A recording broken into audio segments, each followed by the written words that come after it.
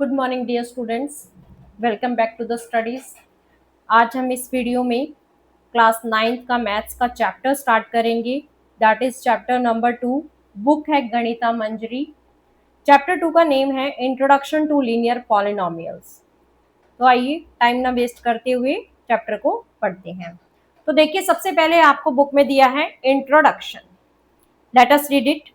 We have learnt about algebraic expressions in earlier grades. तो देखिए, हमने पिछली क्लासेस में algebraic expressions के बारे में पढ़ा है। In this chapter, we will learn about the special type of algebraic expressions called linear polynomials. इस चैप्टर के अंदर हम कुछ स्पेशल तरह के जो algebraic expression होते हैं उनके बारे में पढ़ेंगे, जिनको हम क्या कहते हैं, लीनियर पॉलिनोमियल कहते हैं। Let us first consider a few examples of algebraic expression. तो आइए कुछ एग्जाम्पल्स के द्वारा हम समझ लेते हैं algebraic expressions को। तो देखिए, यहाँ पे हमें एग्जाम्पल नंबर 1 दिखाया गया है। एग्जाम्पल नंबर 1 में क्या लिखा है? Raju went to a shop. एक लड़का है राजू, वो एक दुकान पे जाता है। Where there were sealed boxes of different colours on cell.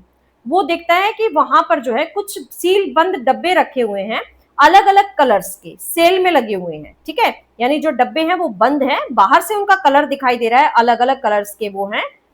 The shop owner told him that the red boxes have 4 pens each. अब जो दुकानदार है वो बताता है राजू को कि हर एक लाल डब्बे के अंदर 4 पेन है। ठीक है, यानी कि एक लाल डब्बे में टोटल 4 पेन्स है। And the blue boxes have 5 pencils each. और हर एक ब्लू डब्बे में 5 पेंसिल है। Now if Raju bought x red boxes. अब हम मान लेते हैं कि राजू ने कितने डब्बे खरीदे हैं रेड कलर के, x. And y blue boxes, और ब्लू बॉक्स कितने खरीदे हैं, y. How can he quickly figure out the total quantity of pens and pencils. अब हमसे पूछा है कि किस तरीके से एकदम से जो है वो राजू जो है अनुमान लगाएगा कि उसने कितने पेन खरीदे हैं और टोटल कितनी पेंसिल्स खरीदी हैं। Also if he got 3 extra pencils free. अब इन चीजों के साथ उसको 3 जो है पेन एक्स्ट्रा में फ्री में दिए जाते हैं। How many pens and pencils did he get all together. तो हमसे क्वेश्चन पूछा गया है कि टोटल उसको कितने पेन और कितनी पेंसिल्स मिलते हैं। तो देखिए किस तरीके से हम इस क्वेश्चन को समझेंगे, आइए समझते हैं। देखो, हमें क्या बताया गया है कि एक जो रेड बॉक्स है उसके अंदर जो है 4 पेन है। ठीक है, तो हम इसको लिखेंगे 1 red box equal to 4 pens. और एक ब्लू बॉक्स में कितनी पेंसिल्स हैं? 1 ब्लू बॉक्स कंटेन्स 5 पेंसिल्स। ठीक है, ये तो दुकानदार ने राजू को समझाया कि एक लाल डब्बे में 4 पेन है और एक ब्लू डब्बे में 5 पेंसिल है। अब बात करते हैं राजू ने कितने लाल डब्बे खरीदे हैं। तो हमें क्वेश्चन में क्या गिवन है कि राजू ने एक्स रेड बॉक्सेस खरीदे हैं। ठीक है, तो देखिए एक्स रेड बॉक्सेस के अंदर कितने पेन्स होंगे? अगर एक रेड बॉक्स में 4 पेन है तो एक्स में कितने होंगे? 4x pens. ठीक है, अगर आपको एक्स से समझ नहीं आ रहा तो मैं दूसरे तरीके से आपको बताती हूँ। देखो, अगर एक रेड बॉक्स में 4 पेन है तो 2 रेड बॉक्स में कितने होंगे? 4 को 2 से मल्टीप्लाई करेंगे।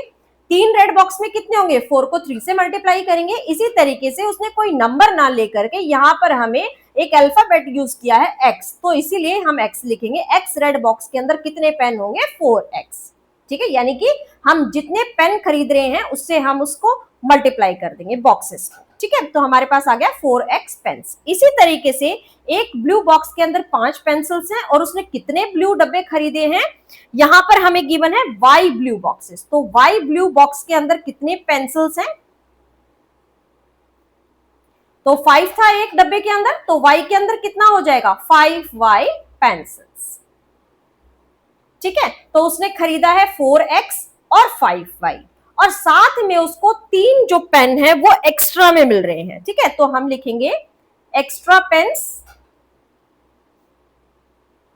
Equal to 3। अब हम लिखेंगे टोटल क्वांटिटी कि उसने कितना टोटल खरीदा है। तो क्या आएगा? देखिए 4x प्लस 5y प्लस 3। ठीक है, ये तो हो गए पेन, ये हो गया पेंसिल, और ये 3 एक्स्ट्रा पेन। ठीक है, ये उसने खरीदे हैं। अब देखिए यहां पे हमें क्या चीज समझनी है ये जो लिखा है इसको हम बोलते हैं अलजेब्रिक एक्सप्रेशन। ठीक है, इसको हम क्या बोलेंगे? Algebraic expression. ओके, अब देखिए इस अलजेब्रिक एक्सप्रेशन को हमें अच्छे तरीके से पढ़ना है इस चैप्टर में। तो हम यहाँ पे देखेंगे, सबसे पहले आपको पढ़ना है टर्म्स के बारे में कि यहाँ पर इस अलजेब्रिक एक्सप्रेशन के अंदर कौन कौन सी टर्म्स इस्तेमाल हुई हैं, यूज की गई हैं। तो ये देखिए, जहां पर आपको प्लस का सिंबल मिलेगा या माइनस का सिंबल मिलेगा, उससे आप पता कर पाएंगे।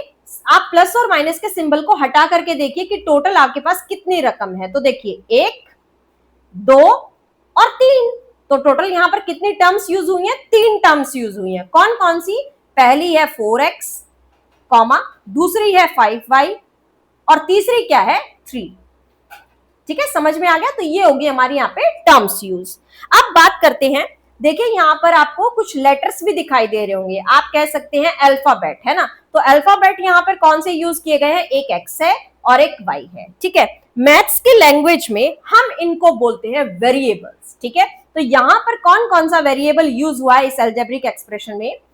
वेरिएबल यूज कौन सा किया गया है? एक तो एक्स है और दूसरा क्या है? वाई है।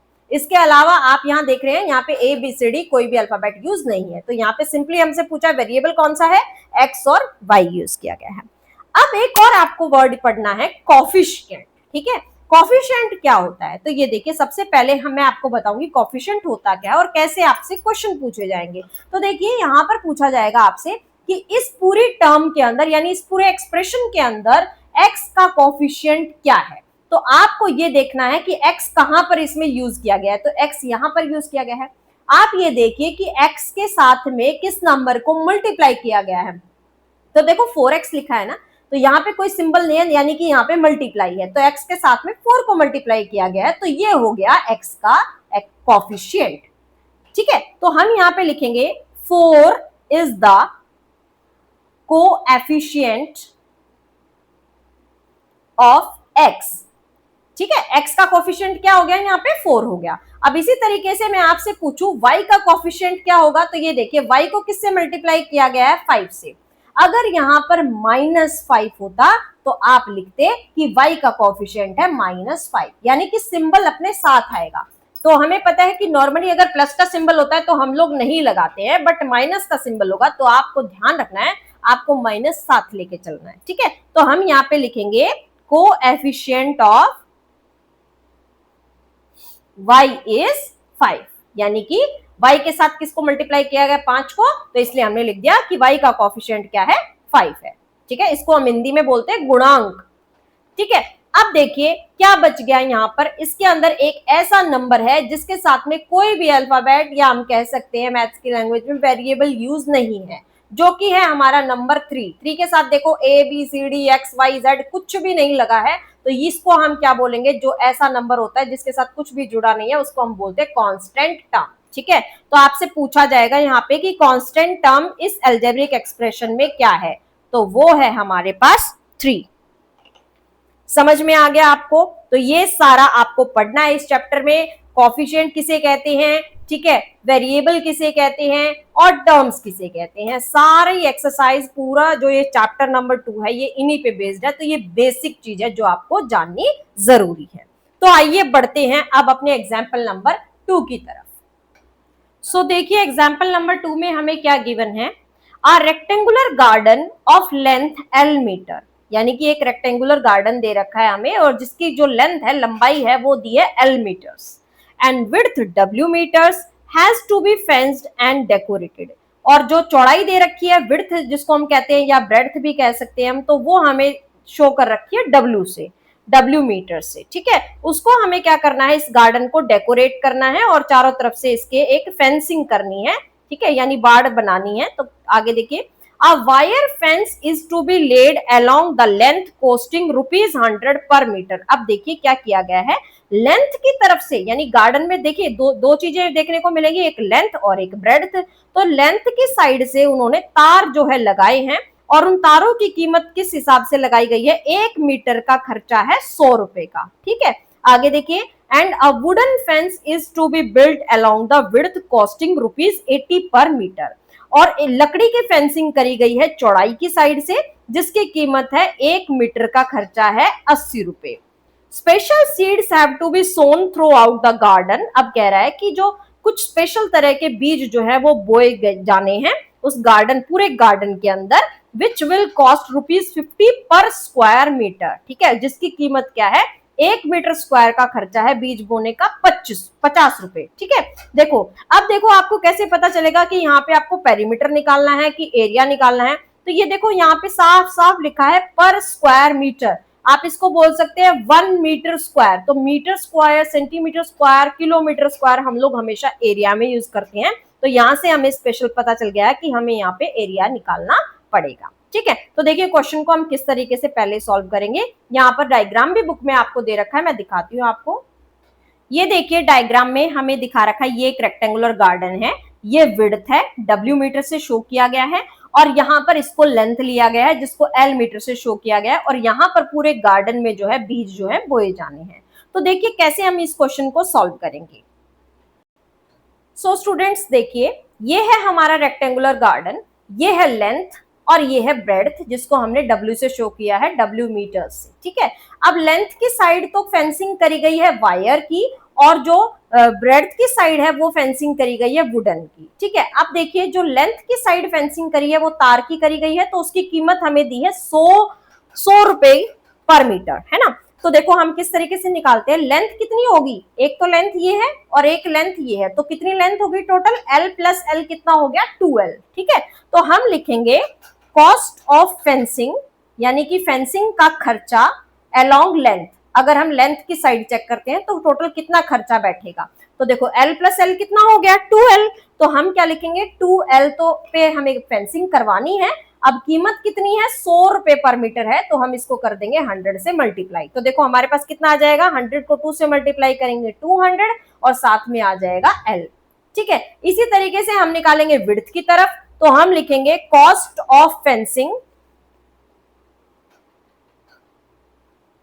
अलोंग विड्थ, यानी कि चौड़ाई की तरफ जब हमें फेंसिंग करानी है तो उसका कितना खर्चा आएगा। तो देखिए जैसे लेंथ हमारी 2 थी फिगर में, तो ब्रेड्थ भी हमारी 2 है, यानी कि 2W हो जाएगा। तो हम इसको लिखेंगे 2W मल्टीप्लाई ₹80, क्योंकि वहां पर 1 मीटर पे फेंसिंग कराने का खर्चा था 80 रुपए, तो हमें करानी है 2W पे। तो हमारे पास कितना आ जाएगा, 80 को 2 से मल्टीप्लाई करेंगे तो हमारे पास आ जाएगा 160W। ठीक है, ये तो हो गया फेंसिंग कराने का खर्चा। अब क्या किया गया है, इस गार्डन के अंदर बीज भी बोए गए हैं। ठीक है, इस तरीके से सपोज कीजिए बीज लगा दिए पूरे गार्डन में। ठीक है, गार्डन के अंदर बीज लगाए जा रहे हैं पूरे गार्डन में, तो यानी हमें वहां पे क्या निकालना पड़ेगा, एरिया। ठीक है, तो हम सबसे पहले निकालेंगे यहाँ पर area, area of garden, area of garden. ठीक है, गार्डन में क्या है हमारे पास, लेंथ इंटू ब्रेड्थ, क्योंकि ये गार्डन कैसा है, जो रेक्टेंगल शेप का है, तो लेंथ को तो यहाँ पे L से शो किया गया है और ब्रेड्थ को W से शो किया गया है, तो इसलिए हम यहाँ पे W लिख देंगे। ठीक है, अब इसका खर्चा कितना आएगा, अगर हम कॉस्ट ऑफ सोइंग सीड निकालेंगे तो कॉस्ट ऑफ सोइंग सीड यानी बीज बोने का खर्चा हमारे पास कितना आएगा, L इंटू W तो है ही हमारे पास, तो हम इसको ले सकते हैं LW, है ना, मल्टीप्लाई कितना आ जाएगा 50 रुपीज, क्योंकि खर्चा कितना आ रहा था 50 रुपए का ले रहे हैं 1 मीटर स्क्वायर का, तो हमारे पास इस कितना आ जाएगा 50LW, हम इसको लिख सकते हैं, अल्फाबेट को हम हमेशा पीछे लिखते हैं। ठीक है, अब बात करते हैं टोटल खर्चे की। तो देखो खर्चा एक तो 200L है और एक 160W है, और साथ में ये बीज बोने का खर्चा है, तो ये हमारे पास आ जाएगी टोटल कीमत। ठीक है, टोटल कॉस्ट, पूरा गार्डन सेटअप हमारा कितने में हो जाएगा, 200L plus 160W plus 50LW। ठीक है, ये आ गया हमारे पास अलजेब्रिक एक्सप्रेशन। ठीक है, अब देखिए आपको यहाँ पे क्या बताना है, देखो सबसे पहले हम बात करते हैं टर्म्स की, है ना, यहाँ पे कौन कौन सी टर्म्स यूज करी गई है। तो देखो यहाँ पर टोटल है ना 3 टर्म्स यूज है, 1 2 3। ठीक है, हम इनको लिख देंगे 200L, 160W, 50LW, ये 3 टर्म्स यहाँ पर यूज करी गई हैं। ठीक है, अब बात करते हैं यहाँ पे वेरिएबल कौन कौन सा यूज हो रहा है। तो मैंने आपको पहले ही बताया था, वेरिएबल का मतलब क्या होता है, अल्फाबेट। तो आप देख रहे हैं यहाँ पे एक तो L है और एक W है, इसके अलावा यहाँ पर कोई भी अल्फाबेट यूज नहीं किया गया है, तो हम यहाँ पे लिखेंगे यहाँ पर अल्फाबेट यूज किया गया है, यानी वेरिएबल है हमारा L और W। ठीक है। अब बात करते हैं कोएफिशिएंट की, जो मैंने आपको बताया था। तो ये देखिए एल का कोएफिशिएंट हमारे पास कितना है 200, ठीक है। एल का कोएफिशिएंट क्या है 200 है। डब्ल्यू का कोएफिशिएंट कितना है 160 है और एल डब्ल्यू का कोएफिशिएंट कितना है 50 है, ठीक है। तो हम इसको लिख सकते हैं coefficient of L is 200, coefficient of W is 160, coefficient of L W is 50, ठीक है। आई होप ये एग्जांपल भी आपको समझ में आ गया होगा। आइए अब हम देखते हैं थिंक एंड रिफ्लेक्ट के क्वेश्चन। सबसे पहला क्वेश्चन है can you identify the terms variables and coefficients in this algebraic expression. ये कौन से अलजेब्रिक एक्सप्रेशन की बात कर रहा है? जो क्वेश्चन हम अभी करके आए हैं एग्जांपल नंबर 2 उसकी बात कर रहा है। तो हमने इसमें टर्म्स भी बता दिए हैं, वेरिएबल भी बता दिए हैं और कोएफिशिएंट भी बता दिए, तो वही यहाँ पे हमें आइडेंटिफाई करने के लिए बोल रहा था। अब देखिए सेकंड क्वेश्चन क्या पूछा है, how is it different from algebraic expression in example number 1। ये कहता है जो ये अलजेब्रिक एक्सप्रेशन हमने लिखा है ये किस तरीके से एग्जांपल नंबर 1 के अलजेब्रिक एक्सप्रेशन से अलग है। तो देखो आप बिल्कुल आसानी से बता सकते हैं। यहां पर सबसे पहले तो डिफरेंस है, ये देखो यहां पर वेरिएबल कौन कौन से यूज है, एक एल है और एक डब्ल्यू है एग्जांपल नंबर 2 में, बट एग्जांपल नंबर 1 में वहां पर हमारे पास है एक्स और वाई। तो पहला डिफरेंस तो हो गया वेरिएबल में। दूसरा डिफरेंस एक और आपको देखने को मिल रहा है, इस अलजेब्रिक एक्सप्रेशन में एग्जांपल नंबर 2 में कोई भी कांस्टेंट टर्म नहीं है, जबकि एग्जांपल नंबर 1 में हमारे पास एक कांस्टेंट टर्म मौजूद है जो कि है 3 है, ठीक है। आप ये लिख सकते हैं। तीसरा एग्जांपल आपको देखने को मिलेगा, यहां पर कोई भी जो अल्फाबेट है वो प्रोडक्ट के रूप में नहीं है, यानी मल्टीप्लीकेशन के रूप में नहीं है, जबकि हमारे यहाँ पर दो वेरिएबल जो है मल्टीप्लीकेशन के रूप में मौजूद है, एल और डब्ल्यू, ठीक है। तो आई होप ये थिंक एंड रिफ्लेक्ट भी आपको क्लियर होंगे। अब हम बढ़ते हैं अपने एग्जाम्पल नंबर 3 की तरफ। तो देखिए एग्जाम्पल नंबर 3 क्या गिवन है हमारे पास, a wire of length 20 centimetre is bent in different ways to form rectangle. हमारे पास एक तार है जिसकी लंबाई है 20 सेंटीमीटर।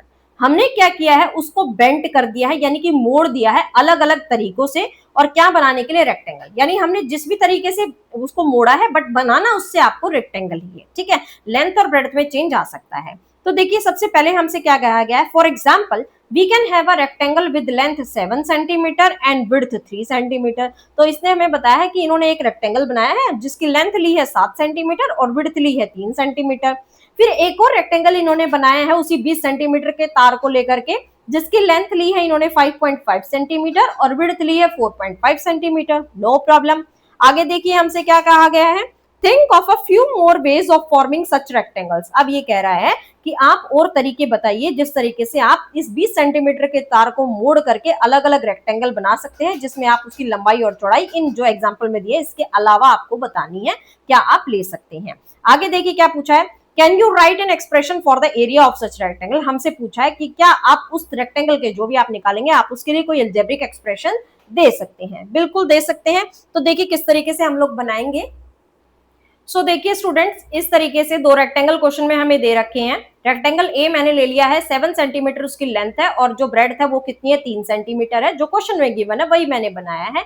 एक और दिया है रेक्टेंगल नंबर बी, हमने नाम दिया है उसको, एक 5.5 सेंटीमीटर लेंथ है और 4.5 सेंटीमीटर ब्रेड्थ है। अब आप सोच रहे होंगे कि हम जो रेक्टेंगल बनाए, जो क्वेश्चन में हमसे कहा गया है बनाने के लिए, आप उसकी लेंथ कितनी लेंगे और आप उसकी ब्रेड्थ कितनी लेंगे, इसका अनुमान आपको कैसे होगा। तो देखो बहुत ही आसान तरीके से हम बता सकते हैं कि हम लेंथ क्या लेंगे और ब्रेड्थ क्या लेंगे। तो देखो सपोज कीजिए हम रेक्टेंगल की जो लेंथ है ना उसको हम मान लेते हैं यहाँ पे x, ठीक है, और जो विड्थ है या हम कह सकते हैं ब्रेड्थ है उसको हम मान लेते हैं y, ठीक है।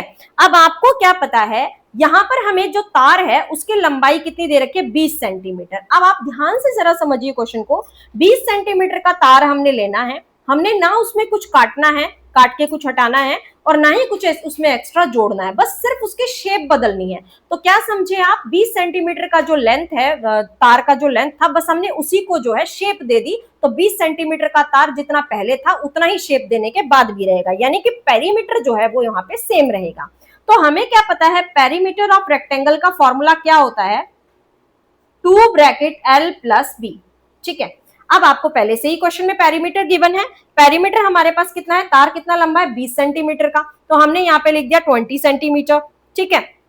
तो यहाँ पे क्या आएगा, 2 ब्रैकेट L हमने क्या माना है, x माना है, तो हमने लिख दिया x, और ब्रेड्थ हमने कितना माना है, y माना है, तो हमने लिख दिया y। अब देखो ये 2 यहाँ पे मल्टीप्लाई है, इधर आके हो जाएगा डिवाइड में, तो ये आ जाएगा 20/2 equal to x plus y. अब ये कट रहा है तो हम कट कर देंगे, 2 1 जा और 2 10 जा, यानी कि हमारे पास कितना आ गया 10 equal to x plus y. यानी कि हमें यहाँ पे क्या पता चला, लंबाई और चौड़ाई का जोड़ कितना होना चाहिए, 10 सेंटीमीटर होना चाहिए। अब आप देखिए जो हमें क्वेश्चन में गिवन है उसमें भी तो ऐसे ही हो रहा है, ये देखिए लेंथ प्लस ब्रेड्थ, 7 + 3 कितना हो गया 10 सेंटीमीटर। इसी तरीके से यहाँ पे दूसरे रेक्टेंगल में देखिए 5.5 सेंटीमीटर लेंथ है और 4.5 सेंटीमीटर ब्रेड्थ है, दोनों को अगर हम जोड़ते हैं प्लस करते हैं तो हमारे पास आ रहा है 10। ठीक है, आई होप यहाँ पे आपको चीज समझ में आ गई होगी। अब देखिए इसी तरीके से हमें क्या करना है, कोई भी रेक्टेंगल हमें बनाना है और उसमें जो है लेंथ और ब्रेड्थ का जोड़ कितना होना चाहिए, हमारे पास 10 ही आना चाहिए। ओके, तो देखो हम वन मोर रेक्टेंगल यहाँ पे बना देते हैं, वन मोर रेक्टेंगल क्वेश्चन में हमसे पूछा गया है, तो हम बना देते हैं रेक्टेंगल नंबर सी। ठीक है, देखो इसमें हम क्या करते हैं, 8 सेंटीमीटर तो ले लेते हैं इसकी लेंथ और 2 सेंटीमीटर ले लेते हैं हम इसकी ब्रेड्थ। ठीक है, आप चेंज भी कर सकते हैं। इसी तरीके से आप क्या कर सकते हैं, लेंथ को जो है आप 6 ले लीजिए और ब्रेड्थ को ले लीजिए 4 सेंटीमीटर। ठीक है, आप इस तरीके से बहुत सारे एग्जाम्पल दे सकते हैं, बस सिर्फ आपको इतना ध्यान रखना है कि दोनों का जोड़ कितना आना चाहिए, प्लस करके आना चाहिए 10 सेंटीमीटर। ठीक है, अब देखिए यहाँ पर हमारे पास एक इक्वेशन आई है 10 = x प्लस वाई। ठीक है, हम यहाँ से क्या करेंगे, y की वैल्यू निकालेंगे। तो y की वैल्यू कैसे निकलेगी, देखो y की वैल्यू निकलेगी, जो ये x है ना ये उधर जाकर के हो जाएगा माइनस में, तो यहाँ पे आ जाएगा हमारे पास 10 माइनस में x। ओके, अब हमें क्वेश्चन में क्या फाइंड करने के लिए बोला गया था, इसका एरिया। तो एरिया ऑफ रेक्टेंगल का फॉर्मूला क्या होता है, लेंथ इंटू ब्रेड्थ। ठीक है, लेंथ जो है वो हमने क्या मानी थी, x मानी थी, और ब्रेड्थ हमने क्या मानी थी, y मानी थी। ठीक है, अब देखिए हमारे पास जो है लेंथ तो है x और ब्रेड्थ जो है y है, उसकी वैल्यू हमारे पास आई है 10 माइनस एक्स। हम इसको पुट करेंगे 10 माइनस एक्स। अब जब हम इसको सॉल्व करेंगे, देखो x बाहर है और अंदर ये ब्रैकेट में लिखा है, तो हमें x को क्या करना पड़ेगा, इन दोनों जो अंदर ब्रैकेट के अंदर रकम है उन दोनों से मल्टीप्लाई करना पड़ेगा। तो 10 को हम x से मल्टीप्लाई करेंगे तो हमारे पास आ जाएगा 10x, माइनस में x को x से मल्टीप्लाई करेंगे तो हमारे पास आ जाएगा x का स्क्वायर। ठीक है, ये हो गया हमारा एग्जाम्पल। अब आगे देखिए हमसे यहाँ पे क्वेश्चन में पूछा गया है थिंक एंड रिफ्लेक्ट, तो वो भी मैं आपको बता देती हूँ। यहाँ पे क्वेश्चन में क्या पूछा है, can you identify the terms, variables and coefficient of this algebraic expression. तो हमारे पास जो अलजेब्रिक एक्सप्रेशन आया है वो ये आया है, this is the algebraic expression here, algebraic expression. ठीक है, अब चलिए स्टार्ट करते हैं हम अपना काम करना। सबसे पहले हमें बताना है टर्म्स, तो देख पा रहे हैं आप यहाँ पर टर्म्स कौन कौन सी यूज है, एक तो है 10x, कॉमा दूसरी जो है हमारे पास है माइनस एक्स स्क्वायर। देखो अगर प्लस का सिंबल है तो आपने नहीं लगाना है, बट माइनस का सिंबल है तो आपने जरूर लगाना है। अब बात करते हैं यहाँ पे वेरिएबल की, तो देखो वेरिएबल इस अलजेब्रिक एक्सप्रेशन में सिर्फ एक ही यूज किया गया है जो है हमारा x, तो हम यहाँ पे लिख देंगे वेरिएबल इक्वल टू x। अब बात करते हैं कोएफिशिएंट की, तो देखो x का कोएफिशिएंट क्या है, x को किससे मल्टीप्लाई किया गया है 10 से, तो हम लिखेंगे यहाँ पे कोएफिशिएंट ऑफ x इज 10। ठीक है, कोएफिशिएंट ऑफ x स्क्वायर, देखो x स्क्वायर को किससे मल्टीप्लाई किया गया है, तो देखो x स्क्वायर के साथ में यहाँ पर क्या है, कोई नंबर नहीं है, ऑब्वियस ही बात है यहाँ पर नंबर 1 है, साथ में सिंबल माइनस का है तो हम यहाँ पे लिखेंगे -1। बहुत सारे बच्चे यहाँ पर मिस्टेक करते हैं, वो इसको बस 1 समझ के यहाँ पर 1 लिख देते हैं, बट ये माइनस भी साथ में आएगा, यहाँ पर आएगा coefficient of x square equal to -1। I hope ये भी आपको समझ में आ गया होगा। तो यहाँ पर हमसे एक और क्वेश्चन पूछा गया है, can you point out any similarity or difference between the algebraic expression obtain in example 1 and 3। Example number 1 में और एग्जांपल नंबर 3 में, एग्जांपल 3 हमने जस्ट अभी किया है और एग्जांपल नंबर 1 था हमारा पेन वाला क्वेश्चन। ठीक है, तो दोनों में हमें सिमिलैरिटी और डिफरेंसेस बताने हैं। तो देखिए सिमिलैरिटी तो ये है बेटा कि दोनों जो एग्जाम्पल्स हैं उनमें वेरिएबल सेम यूज हुआ है हमारा, बोथ है वेरिएबल x। ठीक है, सिमिलरिटी तो ये दोनों में x वेरिएबल है हमारा। ठीक है, x इसमें भी है और उसमें भी है, और डिफरेंस जो है वो टर्म्स में कह सकते हैं हम। एग्जाम्पल नंबर 1 में हमारी टर्म्स कितनी थी, 3 टर्म्स यूज हुई थी, 1 2 3, और जो हमने अभी क्वेश्चन किया है उसके अंदर हमारी सिर्फ 2 टर्म्स यूज हुई है, ये हो गया हमारा यहाँ पर डिफरेंस। ठीक है, 2 वेरिएबल्स थे एग्जाम्पल नंबर 1 में, बट ओनली 1 वेरिएबल यूज किया गया एग्जाम्पल नंबर 3 में। आई होप आपको ये थिंक एंड रिफ्लेक्ट के क्वेश्चंस भी क्लियर हो गए होंगे। आइए अब आगे बढ़ते हैं। अब देखिए, एक्सरसाइज पे बढ़ने से पहले हमें थोड़े से और कंसेप्ट क्लियर करने होंगे।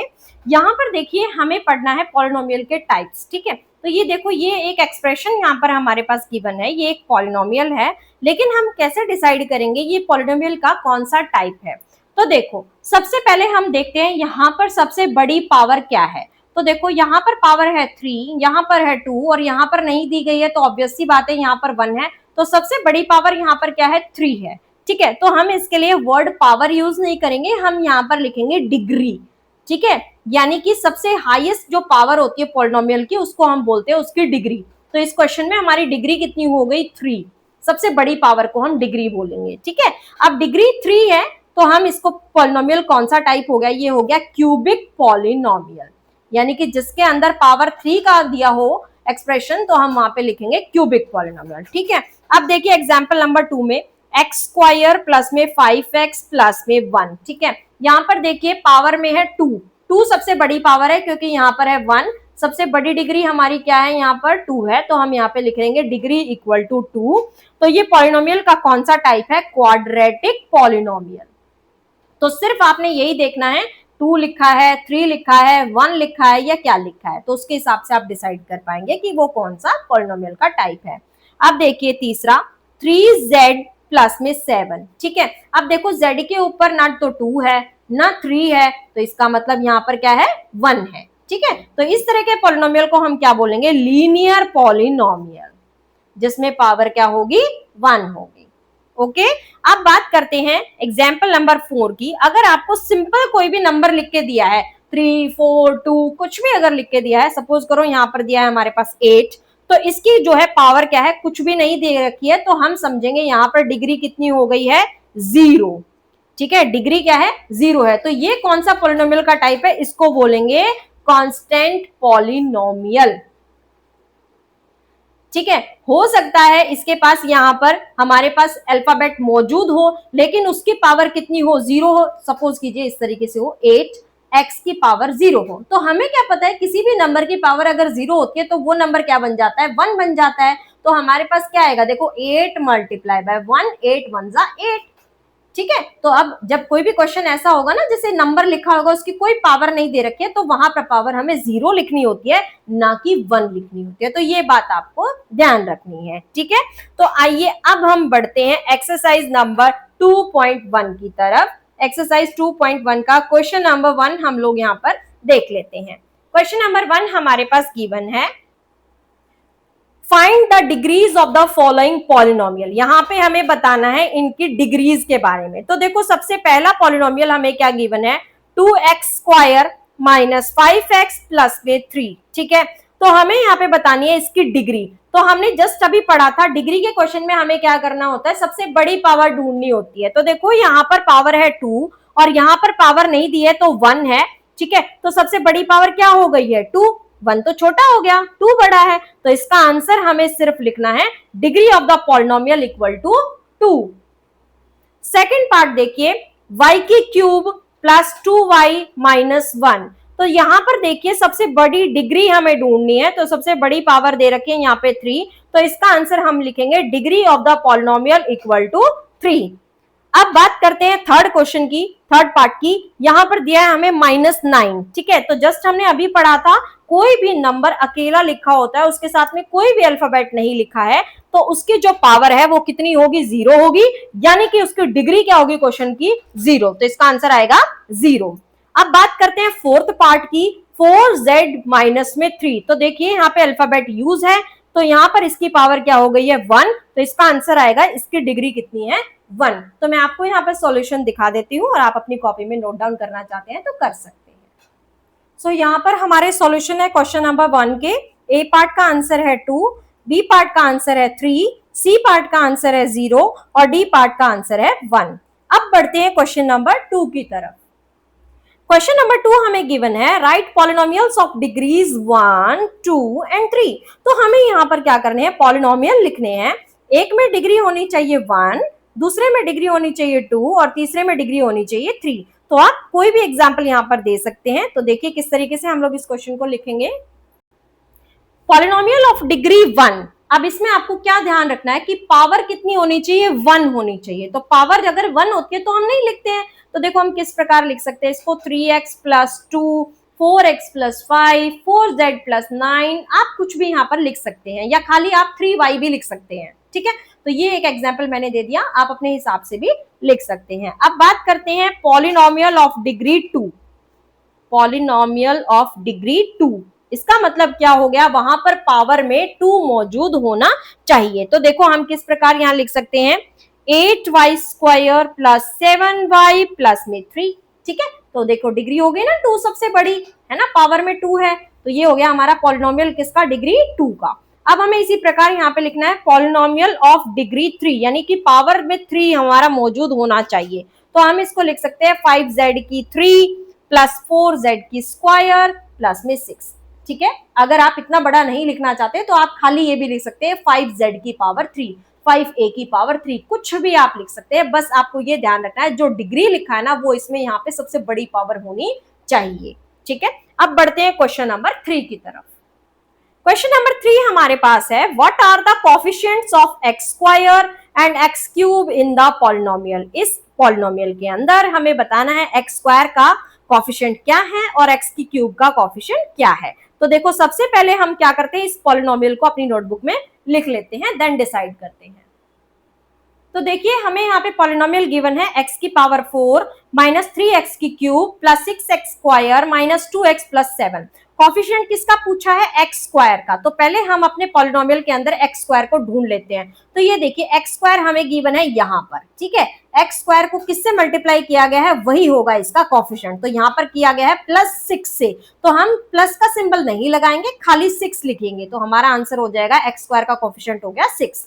अब हमें बताना है x की पावर 3 यानी कि x की क्यूब का कोफिशिएंट। तो पहले हम अपने पॉलिनोमियल में x की क्यूब को ढूंढते हैं। तो ये देखिए ये लिखा है x की क्यूब। ठीक है, इसको किससे मल्टीप्लाई किया गया है, -3 से, तो इसका कोफिशिएंट क्या हो जाएगा हमारे पास -3। अब आते हैं क्वेश्चन नंबर 4 की तरफ। तो देखिए क्वेश्चन नंबर 4 हमें क्या गिवन है, What is the coefficient of z in the polynomial 4z की cube plus 5z square minus 11। यहाँ पे हमसे क्वेश्चन पूछा गया है कि हमें कोफिशिएंट बताना है z का इस पॉलिनोमियल में। ठीक है, तो सबसे पहले हम क्या करते हैं, इस पॉलिनोमियल को अपनी नोटबुक में लिखते हैं। तो देखो पॉलिनोमियल हमारे पास है 4z की cube plus 5z square minus में 11। कोफिशिएंट किसका पूछा है, z का। अब आप देखिए क्या यहाँ पर आपको कहीं z दिखाई दे रहा है, नहीं दिखाई दे रहा, यानी कि इसका आंसर क्या आ जाएगा, 0। ठीक है, अब बढ़ते हैं नेक्स्ट क्वेश्चन की तरफ। Question number 5, what is the constant term of the polynomial. तो हमें बताना है यहाँ पर कांस्टेंट टर्म क्या है। तो हमने जस्ट अभी थोड़ी देर पहले पढ़ा था कांस्टेंट टर्म किसे कहते हैं, यानी कि वो नंबर जिसके पीछे कोई अल्फाबेट यूज नहीं किया गया है, यानी कि सिंपल नंबर लिखा होगा। तो देखो पहले पॉलिनोमियल क्या है हमारे पास, 9x की cube plus 5x square minus 8x minus में 10। तो देखो यहाँ पर भी यूज किया गया अल्फाबेट, यहाँ भी यूज किया गया है, यहाँ भी किया, बट यहाँ पर नहीं किया गया है। तो यहाँ पर कांस्टेंट टर्म हमारे पास कितना हो जाएगा, -10। ठीक है, तो ये हो गया हमारा इस क्वेश्चन का भी आंसर। तो हमने यहाँ पर इस एक्सरसाइज में 2.1 को कंप्लीट कर लिया है और इससे पहले का जो पार्ट था इंट्रोडक्शन पार्ट, वो भी हमने कंप्लीट कर लिया है। बाकी सारा जो चैप्टर है आपको वीडियोस में एक एक करके मिल जाएगा। इसी तरीके से आप बने रहिए और अच्छे तरीके से स्टडी कीजिए। Thank you students, have a nice day.